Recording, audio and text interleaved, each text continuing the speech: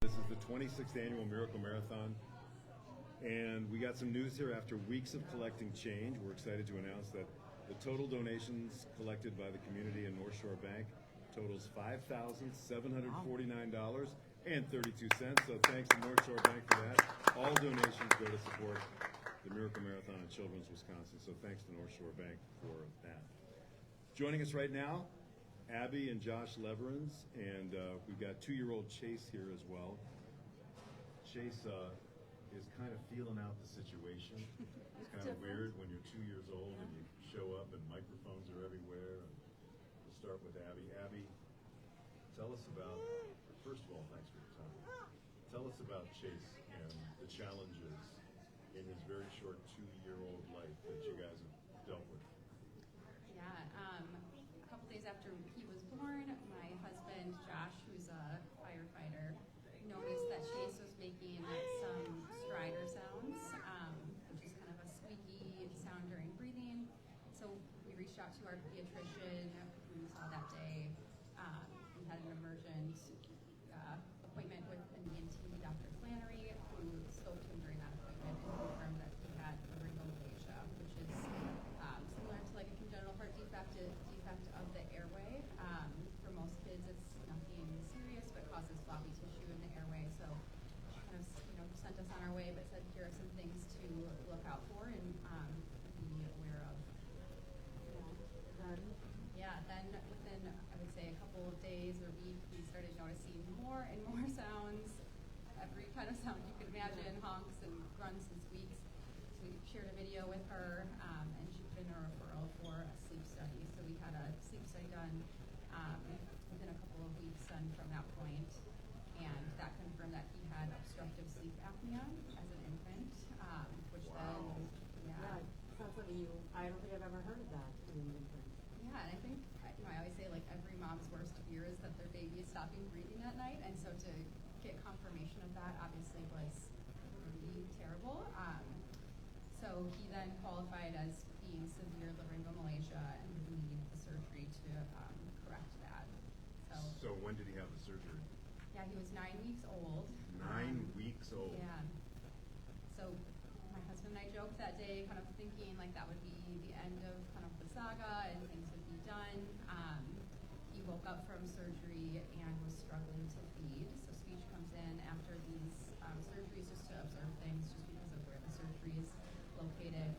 And he was struggling. So we were not released the next day as we expected, and we're there for about a week. He had a swallow study done inpatient that confirmed that he was aspirating, which is when liquid goes into your lungs instead of your stomach. So, what, okay, I mean, neurology clinic, excuse week me, 210, example 2. Attention all personnel, all clear.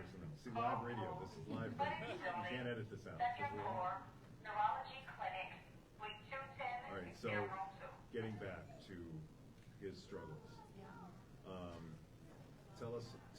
Just take us through the story from where you were. Yeah, so, at that point he had an NG tube placed, which is a feeding tube. And so we were discharged within a couple of days and sent home, completely pretty much on the tube feeds, which was a huge transition. And he was, struggling with rate and some things like that at that time. So he was connected to his feeding tube for a good portion of the day. He was allowed 2 15 ml bottles of liquid daily to help maintain his oral feeding skills. So if you think of like the size of a Tylenol cup. And this is a baby that really likes to eat, so that was challenging. Oh, wow. And during that time frame too, he did not have reflux under control, so we had a lot of periods of time where he would have some swelling in his airway. We would spend a lot of time watching him breathe and trying to figure out worsening stridor and retractions, things like that, if we needed to have him seen. So we ended up in the emergency room a couple of times during that period as well for some steroids and checked out. And in March he contracted RSV. Yeah, so during everything else. Yeah. So he had a G tube placed when he was about 6 months old, which is a more permanent feeding tube. And during that surgery or during that procedure, they found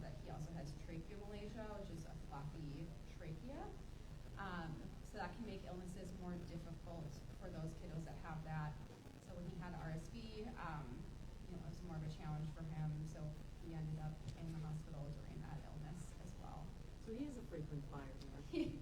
Yes, we have a lot of friends here. Yeah, I bet, yeah. So how is he doing right now? For the most part, he is a normal 2-year-old, and he wears glasses. You see that he's working on weaning from his G2. Like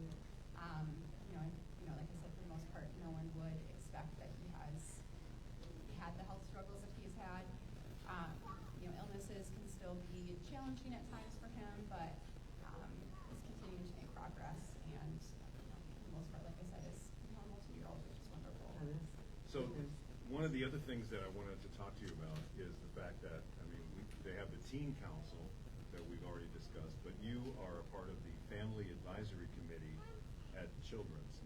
Explain what that's about.